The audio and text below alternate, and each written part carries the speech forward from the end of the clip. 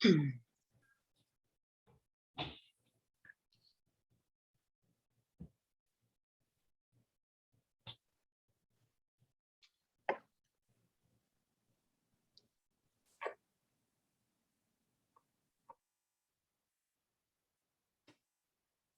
afternoon, everyone, and welcome to our Sexual Assault Awareness Month Roundtable discussion. Today, we are going to have some special guests for you. With our theme for today is We See You and Sexual Assault. So we have today as our guest, Kelsey Bryant, our EHE coordinator, and I'm going to let her give a little bit of information about what she does with our ending HIV epidemic as the coordinator. We also have as our guest, Ashley Rocker, who is our EHE community peer navigator. So I would like to turn this over to Kelsey as she gives us a nice description about what We See You and sexual assault is, as well as what she does for our community. Kelsey. Well, good afternoon, and thank you so much, Katrina. The Ending the HIV Epidemic is brand new to Lifelines. It is a new initiative that focuses on awareness and community education surrounding HIV. Yes, it is still an epidemic. There are some people that think that it has just gone away. And, over the years, it's been like 40 or 41 years, since the newest cases that came to the United States, but it is still an issue. It has been put on the back burner a lot. Not very many people are talking about it, but it is still definitely a problem within the United States and definitely an issue within the state of Alabama. So We See You is a platform that we use, and it is SEA is the C, and that stands for support, educate, and advocate. So our goal is to support Black women when it comes to having discussions about sexual health, relationships, HIV, and really stressing the importance of testing. Now, why is our focus on Black women? Black women continue to be disproportionately affected by HIV. We make up a very small percentage of the US population, but we account for over half of the newest HIV cases, and that shouldn't be. So we want to continue to create spaces, safe spaces, where Black women can come and openly talk about all of these topics that are still taboo, that should no longer be taboo. So we are trying to significantly erase the stigma or significantly decrease the stigma. And so the other part of our initiative is to provide PEP, which is the post-exposure after a possible exposure. So sexual assault being one of those things. We know that when someone is sexually violated, you don't know what you have come into contact with. So PEP is something that will be given to them, try to make sure that they do not contract the virus. So that's just a little bit about the initiative and some of the things that we are trying to do within the community.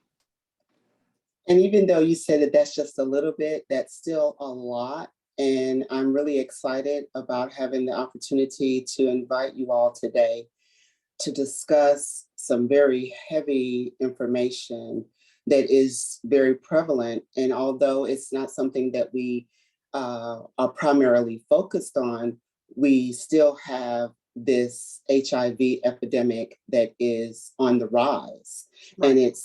And it's something that is very near and dear to me, because we as a nation of people are tending to do more about our health now.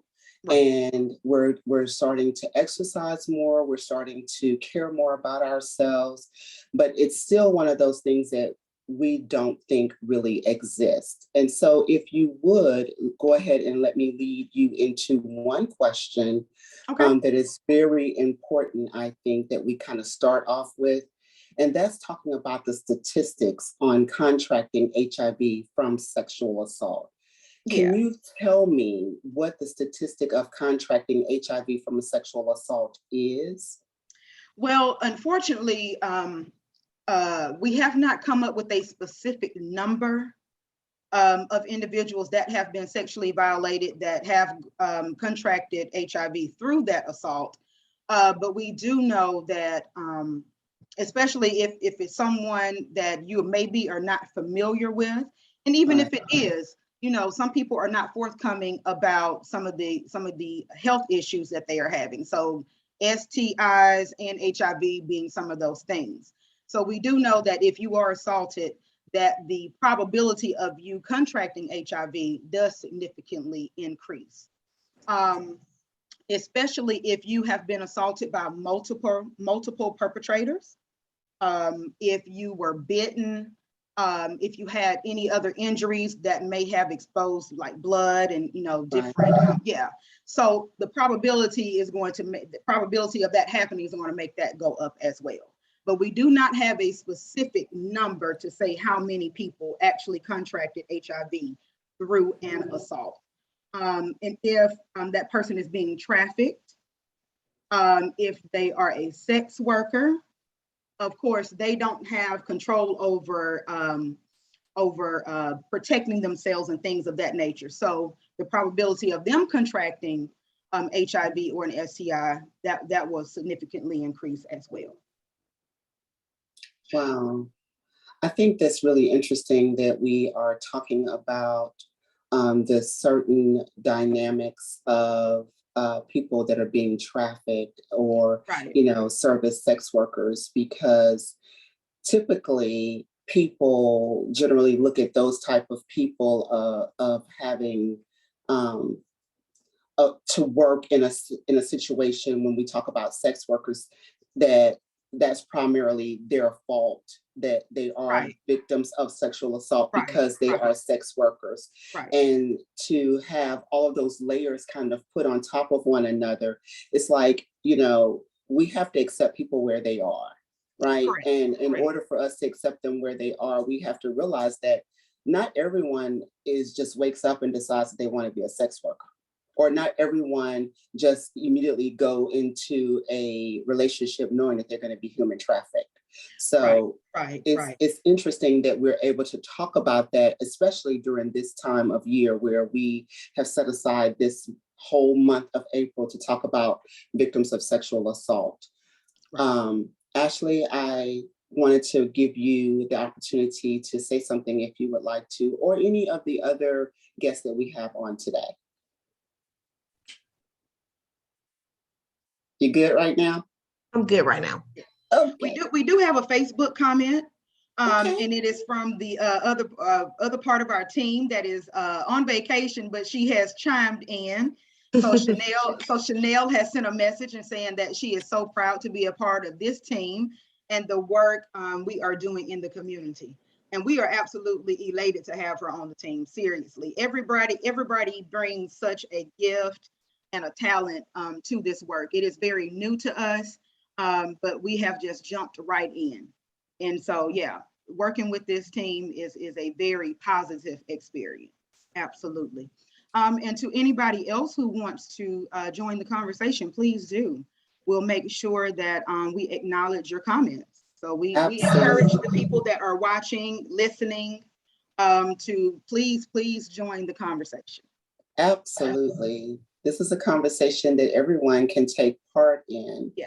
And it's no question that is unheard of or uncommon. We really do want to welcome any questions that may come forth. Right. And Kelsey, if that is a fact that something like that does come up, even after this particular roundtable has ended, we would like to also ask you, maybe not now, but later on within the discussion, to give people information so that they can reach out to us. Yeah, absolutely. Absolutely. Yeah. Yes. And it's so important that, you know, that we acknowledge this intersection of sexual assault and HIV. Because I don't think most people, you know, and the veterans, our ASOs that have been doing this work a long time, this is a piece that we can bring to the table. and have discussions surrounding all of these things, because they are definitely connected. It's not just one thing that's affecting, you know, the population, it's many different things. So, and within our team, you know, it's awesome that we have Ashley as our peer navigator. So she is the link to all of those services. So even if it's not HIV testing or anything like that, you know, maybe they are a victim of sexual assault. Right. And she could link them to services surrounding that. Maybe they are having issues with utilities or rent or food. She can link them to where they need to be. So that's why this team is so important. Absolutely. Yeah. Thank you so much for sharing that, Kelsey. I would like to move on to another question. I think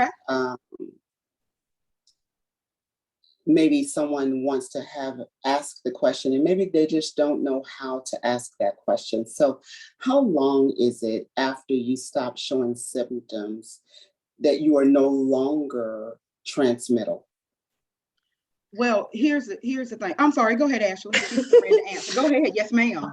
So it's unfortunate that it can take up to 10 years for you to show symptoms. So a person could literally be walking around and have HIV and not even know it. Yeah. So that's really the scary part about it. But when you do have that diagnosis and you find out you do have HIV, if you're taking your meds like you're supposed to and should, you can be on your meds for about 6 months and become untransmittable. So what that looks like is your viral load is so low, like when you're being tested, it won't even show up that you have HIV. Yeah. So that's why it's really important to be on those meds and take them like you're supposed to. And then like another thing, so when you're untransmittable, you can't transmit it through sex. But you have to be careful, because even though you can't transmit it through sex, it can still be transmitted through needle use and breast milk. Yes. Wow. Yeah. And that's something that we didn't know. And so something that we did not know. Yeah. Is that to say that it's not safe? Is that to say that it's not safe to breastfeed if you are positive for HIV, even though you're on the meds and it's not transmittable? Right. No. Yeah. So a mother that is breastfeeding would be a mother would be encouraged not to breastfeed her baby, because it's your suppression is only it only applies to intercourse. So if you are a needle user, you know, a drug user, or if you're planning to breastfeed, that does not apply to that. So mothers are encouraged unfortunately, not to breastfeed their babies. And I know there are so many mothers that would love to do that, but if they are HIV positive or living with HIV, they are encouraged not to. So that brings in another question for me. That means that we either need more education, and not necessarily to people who have tested positive and contracted HIV, but for those who are just trying to do healthy living, right? Like, this is something that we are, I would say, it's mandated that we educate. And how can we educate? What, where has the educational piece become popular, or is it popular? Nothing about HIV is exactly popular. But I think continuing to have conversations like this with a diverse group. So you have sexual assault advocates, you have HIV advocates, you have Black women, you have white women. I think continuing to have conversations like this, safe spaces, is very important. But I think the other thing is we're going to have to think outside of the box. Right. It can't be cookie cutter. So there might be some places, some unfamiliar places that you may have to go to reach people where they are. So I think that's going to be huge when it comes to advocacy, when it comes to education. We're going to have to really create safe spaces and think outside of the box of what those safe spaces look like. Yeah, you're right. Thank you. I wanted to make a note that we have a comment in the chat box from Laurie, who says that this is such a needed conversation, and this may open up so many opportunities for those who may be feeling completely alone in their journey. Thank you, Laurie. That's really awesome just to hear that you say that, because it is a much needed conversation. And like Kelsey said earlier, we are willing to think outside of the box. Yeah. And then Danielle gave us a comment asking me to, for us to be able to run through the process of what happens when a client tests positive. Danielle, thank you. I think that'd be something that we can talk about next. Yeah. Kelsey, can you kind of run us through that process and what it looks like? Now, Lifelines, so our team, ourselves, we have not done any testing per se ourselves yet. So we next in line to actually get trained so we can do that testing, but we do have awesome community partners that we are working with. Michelle Bernard at the Mobile County Health Department, and then the awesome the outreach teams and the clinic teams at AIDS Alabama South. So they are the ones that if we do encounter someone in the community they would like to get tested, we would link them to those community partners and they would do the testing. But it is my understanding during a positive test, you know, that is done, it's very confidential. They have a room and everything that they utilize to explain to someone what their diagnosis is, and then they give them their next steps as far as treatment goes. So these different entities are in the process of actually doing the process of giving them their diagnosis and their treatment as of right now. So Lifelines has not started the testing process ourselves, but we do have community partners that we can link individuals to. Yeah. Thank you, Kelsey. We have a Facebook comment that says, yes, we definitely need more information and education to everyone. That's from Tierra. And Chanel has also said that encouraging your friends and family to get tested. We want to talk more about it. We want to talk about it at dinner. We want to talk about it at hair salons. We want to talk about it anywhere. Right. And feel free. And I can say truthfully, thank you, Chanel and Tierra. But I want to say personally that it is really good to feel empowered as women come together in a safe space to be able to have this conversation. Because for years, we haven't been able to talk about this. This is not something that we would talk about at our dinner table. No, this is not something that we would even feel comfortable talking about with family, let alone friends. But now we're at a place and a space that the conversation is freely given. And that brings on more conversation. The African proverb says to each one, teach one. Each one, teach one, reach one. And I believe in that. And so the more we talk about it, the less uncomfortable it is to talk about such an uncomfortable subject. Right. Absolutely. Just making it familiar. It should be a part of any conversation. Me and my mom, we were having a conversation a while back. I'm not even sure how it came up. But I was telling her, we were talking about HIV, and she was saying that she had been seeing some commercials on TV. And I was saying, well, Mama, HIV is not the death sentence that people actually think it is. Like, if you take your medicine like you're supposed to, like, you can still live a long, healthy life. And she was just like, well, I didn't know this. So that goes back to showing, like, you do have to share this information. That's right. That's a great point. That's a great point. People really still believe that. Yeah. People really still do believe that. Right. You know, 40, 41 years ago, I mean, it was devastating to see how many people were dying. The meds that they needed were, and they still are now very expensive. Most people could not afford them. Some people were getting diagnosed kind of late in the game, like it was kind of like the end stages. They were very sick at that point. But we have so many more services now. Like some of the community partners that we were speaking of, they have services called for those that are living with HIV and those that have been clinically diagnosed with AIDS, they have special insurance for them so that they can keep that viral load suppressed. And that's the goal. That is the goal. The overall goal is to reduce the infections by 90% by the year 2030. By 90% by the year 2030. So that means we have a lot of work to do. We have a lot of work to do. 2030, what, that's 8 years from now? Yes. So, you know, education and these conversations, I mean, this is it's going to be vital to reach that goal. Yeah. You're right. And it's up to us, right? So Christian asked a question in the Facebook comment. She says, what can we do as a community to help support?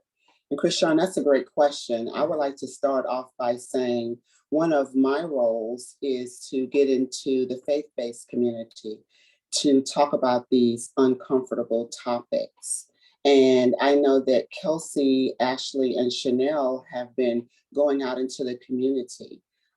Kelsey, do you want to give us a little bit of info on how we can go out and get other people like Christian who's interested in supporting what she can do as a community member? Yeah, and I'm glad that you mentioned the faith-based community because there are people that are living with HIV in the congregation. Yeah. Whether people want to, you know, really talk about that or admit that, but yes, there are people who have been sexually violated in your congregation. So pretending like it's not there is not changing the fact that these people are suffering in silence. Yes. So I think community-wide, I just think we're going to have to, some of us are going to have to put our differences aside, if I can say that. We are going to have to make sure that we can leave our judgments at the door. Because this is much bigger than our judgments, it's much bigger than our differences, because we are actually more alike than we are different. So I think people just putting their judgments aside, decreasing the stigma, I think is something that the community could work on as a whole, accepting people for who they are, meeting people where they are. Everybody is human. Treating them like they are human. So yeah, I think we have a lot of work to do in that area, but it could definitely be done. Yeah, absolutely. Ashley, you have something that you want to add to that as far as community? I really just want to add to like meeting people where they're at. Like last week, we were out at the stadium and we were able to test about 10 people. So just that goes to show like just going out and meeting these people at places where they're congregated, like you can make a difference. Yeah.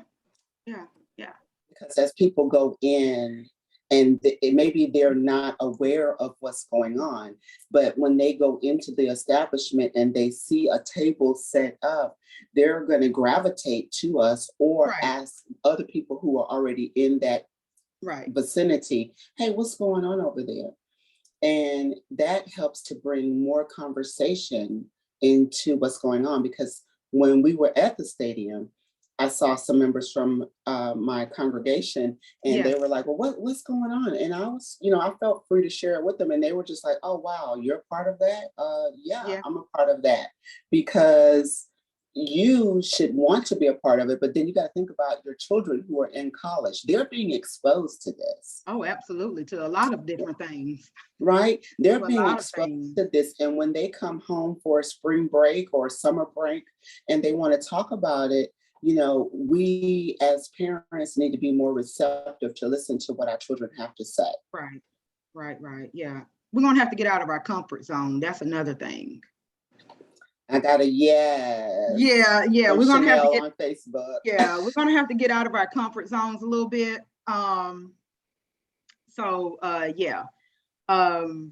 was going to say something else, but it just flew right out of my head. But yeah, getting out of our comfort zone and kind of along the lines of what Laurie and I were talking about last week. Get out of your comfort zone. Go talk to somebody who does not look like you. Right. Go talk to somebody who does not have the same background as you. Maybe somebody who does not have the same privileges as you. So I think that is very important when we're talking about community work, like really mobilizing the community. What does that look like? Right. Chanel says that we are preaching this morning.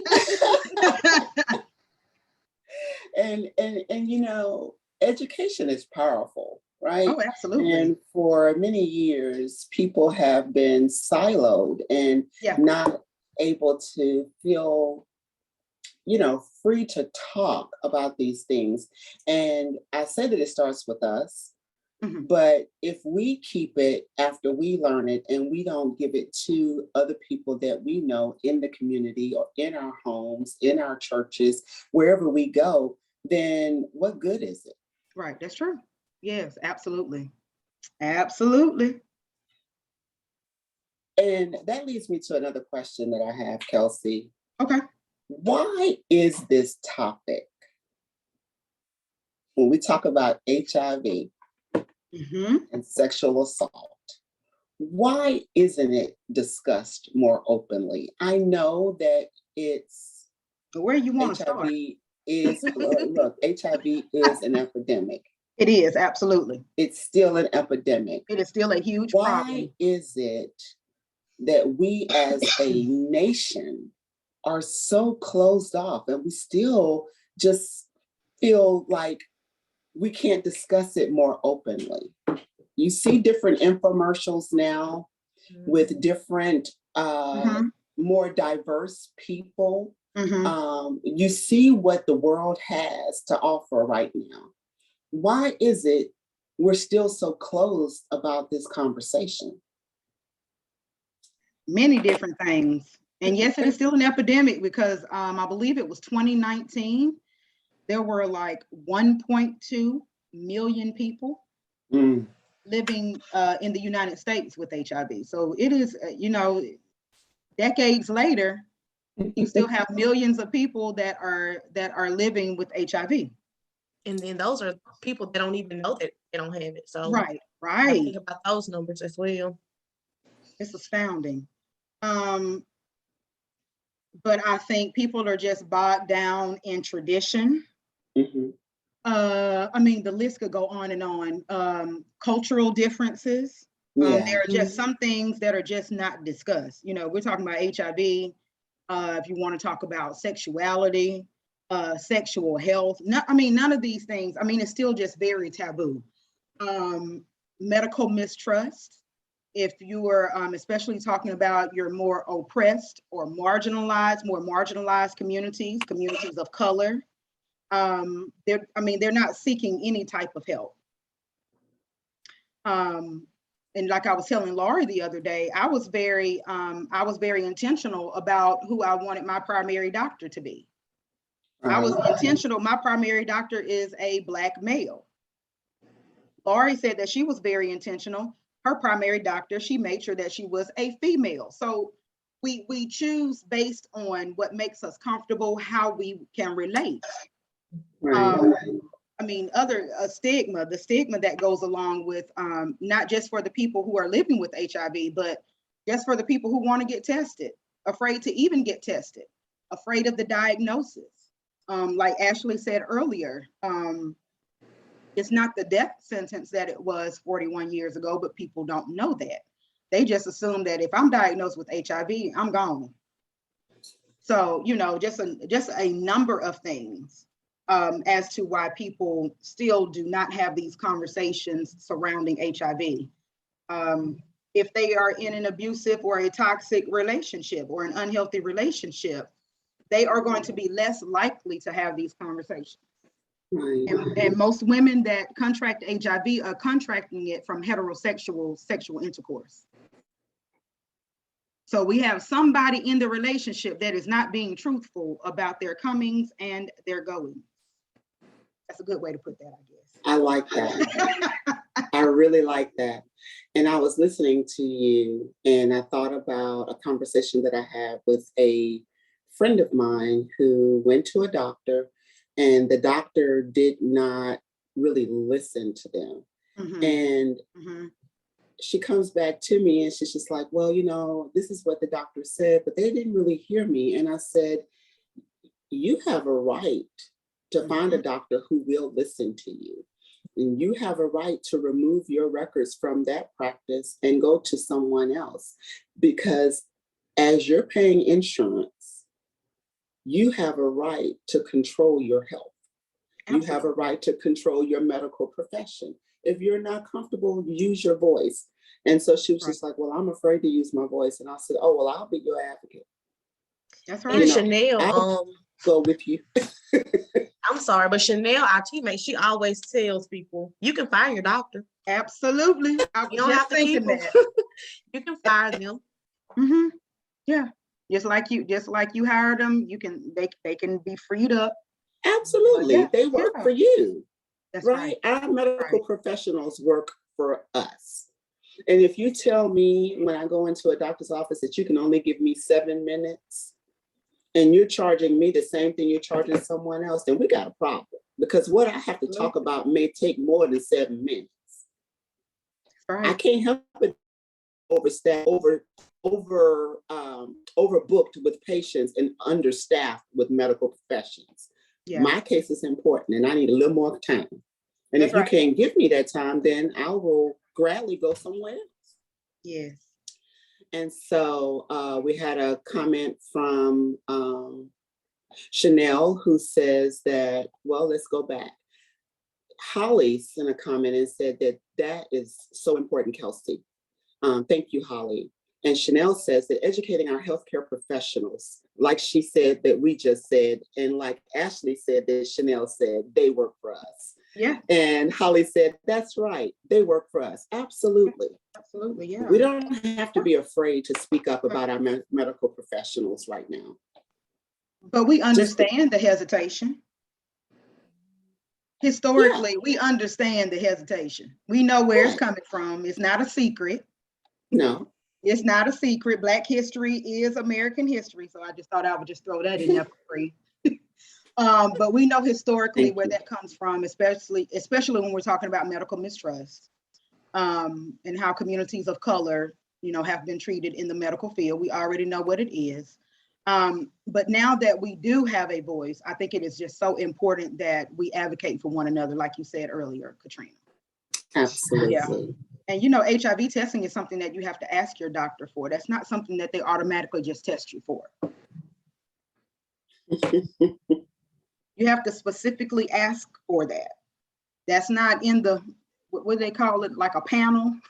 Right. It's not in the normal panel of No, it's things. not a All they panel. So you do have to, is yeah, you have to check your request it. creatinine and your albumin and your whatever other levels there are. But no, they will not do that because it costs more.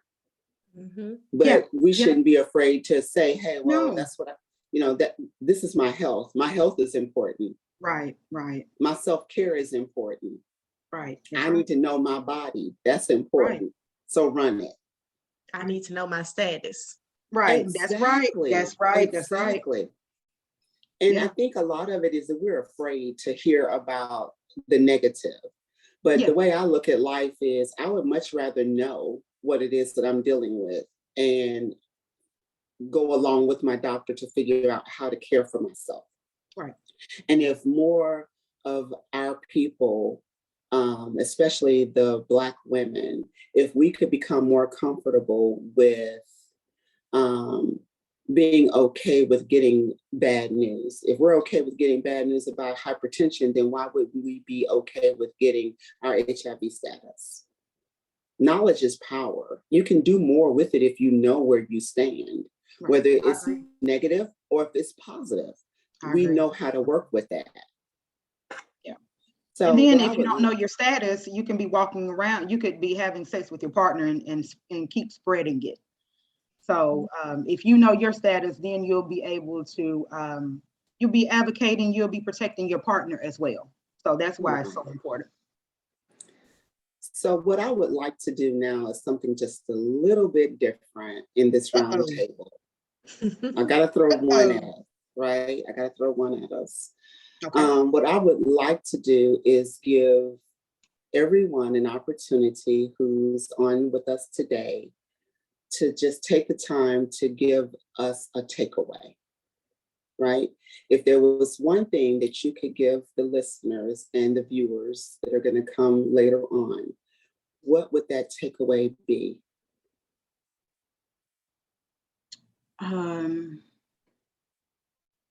To break the cycle of not having these discussions.